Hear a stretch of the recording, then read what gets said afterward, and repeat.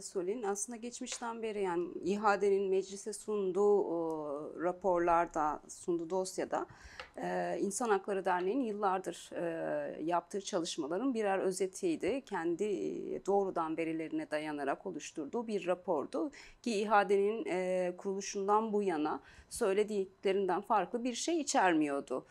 Çünkü İHA'de tabii ki de öncelikle temel hak ve özgürlüklerin aslında çatışmalı ortamda ihlal edildiğini, en çok oralarda ihlal edildiğini söyleyen ve bu dolayısıyla barışı önceleyen bir kurum.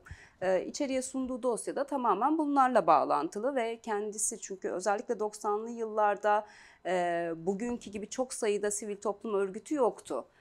İHA'de özellikle bölgede vardı. Yine Mazlum Der 92'den sonra aktifleşmişti ve onların insan hakları ihlallerine ilişkin raporları vardı. İnsan Hakları Derneği bu anlamda aslında o dönem yaşanan hem bölgede hem de Türkiye'nin batısında yaşanan bütün hak ihlallerini olabildiğince raporlayan ve bunun aslında hafızasını oluşturan bir kurum. Oraya sunduğu dosyada aslında derneğimizin oraya sunduğu dosyada bunlardan oluşuyor ve buna dair çözüm önerilerini içeriyor.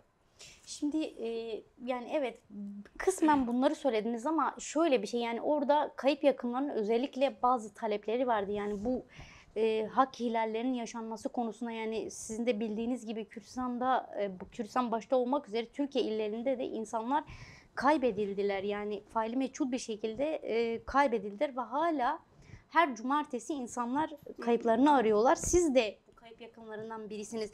Sizce bu sorunun temel çözümü nedir yani mesela gerçek anlamda yani hem bir hak savunucusu olarak hem de bir kayıp yakını olarak mecliste gerçek anlamda bu sorunun çözülebilmesi için ya da komisyonun işlevini yerine getirebilmesi için ne olması gerekiyor? Sizin talepleriniz nedir? Aslında ayın 20'sinde gerçekleştirilen oturumda sadece şey değil, İnsan Hakları Derneği ayrı bir oturumda, kurumların olduğu oturumda dinlendi ve ona ilişkin bir dosya sundu. Bunun haricinde de Cumartesi Anneleri yani doğrudan bu savaştan etkilenenler olarak Cumartesi Anneleri ilk oturumda konuşan gruplardan birisiydi. Dolayısıyla gözaltında kayıplara ilişkin çalışan bizim İstanbul Şube'nin hazırladığı bir rapor ve çözüm önerilerine dair bir rapor sunuldu burada. Aslında en başta söylediğimi yine tekrar edeceğim. Yani bizim oraya sunduğumuz Cumartesi insanların oraya sunduğu dosyada bizim geçmişten beri aslında Galatasaray Meydanı'nda dillendirdiğimiz talepleri içeriyordu. Ya bu talepler nelerdir kısmına gelecek olursak elbette ki faillerin bulunması ve adil bir şekilde yargı önüne çıkarılması.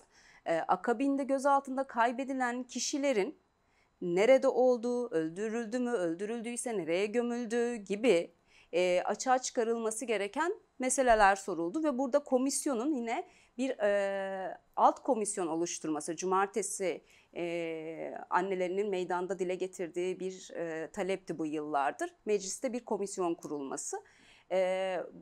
Bu vesileyle de bu komisyonda da bir alt çalışma komisyonu kurularak sadece gözaltında zorla kaybetmelerle ilişkin bir komisyon kurulması da öneriler arasındaydı.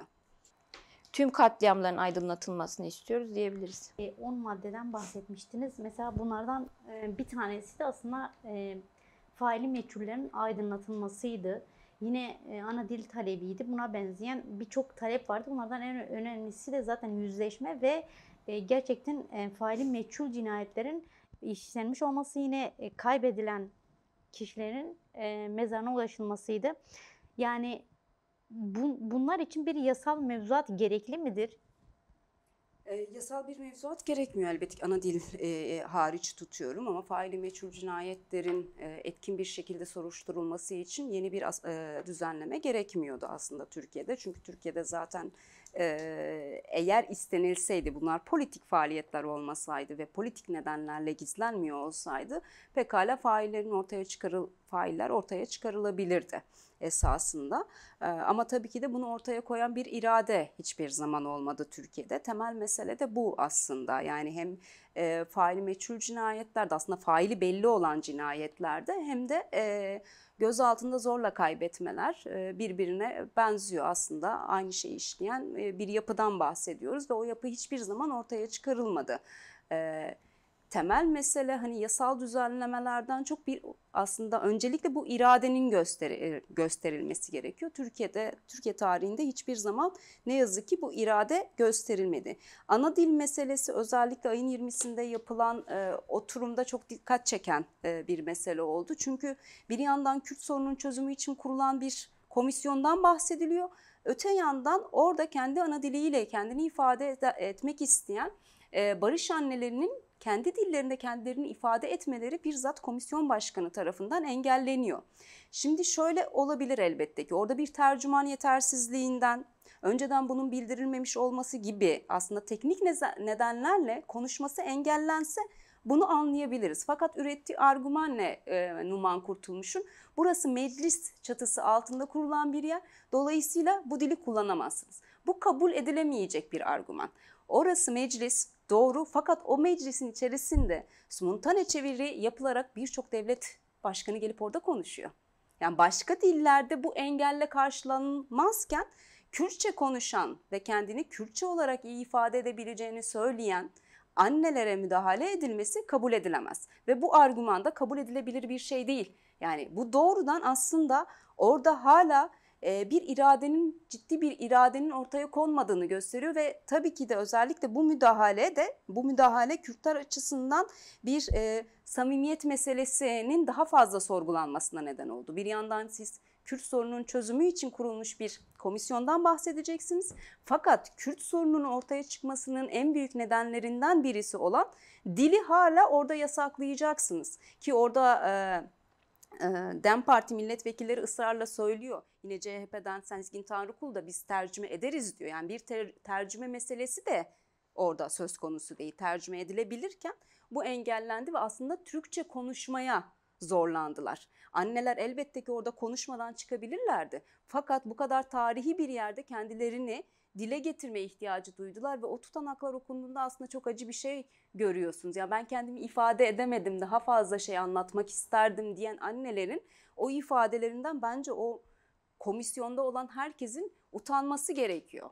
Yani böyle olduğunu düşünüyorum ki buna dair İnsan Hakları Derneği olarak da açıklamalarda bulunduk zaten. Bu kabul edilemez bir şey. Peki. Elbette ki son bir şey ekleyeceğim buna. Kürt meselesi konuşulurken bir komisyonda konuşulması gereken şey elbette ki geçmişte işlenen suçlar olmakla birlikte asıl meselenin bir haklar meselesi olduğunun da gözden çıkarılmaması gerekiyor. Yani bu bir hak talebi, bir halkın doğrudan kendisine yönelik yurttaşlık hakkının talep edilmesiyle ilgili. Bu arada bu meclis çatısı altında Kürtçe konuşulmaması meselesi değil sadece. Ermenice de konuşulduğunda, yine bilinmeyen dil, Lazca konuşulduğunda, diğer Türkiye'de aslında yani Türkiye coğrafyasında konuşulan diller orada yasaklı birçoğu ve bilinmeyen dil ya da anlaşılamadığı şeklinde tutanaklara geçirilmeden bugüne kadar hep buna şahit olduk. Bu sadece Kürtçe'ye uygulanan bir mesele değil. Dolayısıyla bunun da göz önünde bulundurulması lazım. Yani sadece Kürt meselesi değil Türkiye'nin meselesi. En önemli meselelerinden birisi. Fakat Türkiye'nin esas meselesi demokratikleşememesi meselesidir. Bu temelden konuşulması gerekiyor bence meselenin Yani en aslında başta. meclisin o anki barış annesinin Kürtçe konuşmasını kesmesi aynı zamanda barış sürecine yönelik de bir tutum mu? Yani bu tutumun bir zihniyetin bir göstergesi miydi? Siz nasıl görüyorsunuz tam olarak? Bilinçli bir tutum olup olmadığı konusunda aslında yorum yapamayacağız. En nihayetinde bu temel meselede ilk defa böyle bir meclis çatısı altında bir komisyon kuruldu ve bu oldukça önemli. Yine silahların en azından çatışmalı dönemin ortadan kaldırıldığına ilişkin her iki tarafında beyanları var. Dolayısıyla çok önemli.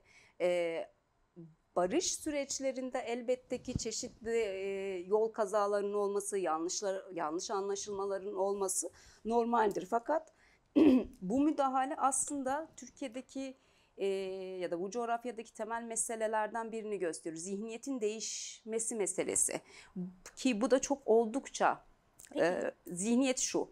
Diğer kimlikleri yok sayan ve tek dile dayanan, tek millete dayanan anlayışın aslında ne kadar da her yerde kendine yer edindiğini ve bunun değiştirilmesinin ne kadar zor olacağının bir göstergesi aslında.